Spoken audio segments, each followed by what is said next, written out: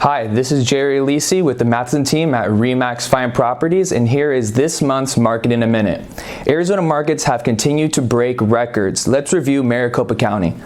Average sale price of homes has never been higher, with an average of $599,600, with only 29 average days on market closed. Scottsdale's listings are just flying. The market has continued to excel, with an average of 37 days on market compared to last year's 64 days on market. Lastly, our luxury market. The average days on market of last year have been cut in half at just 54 average days on market. Home prices are continuing to excel past 2020 at over $300,000 over last year's average price.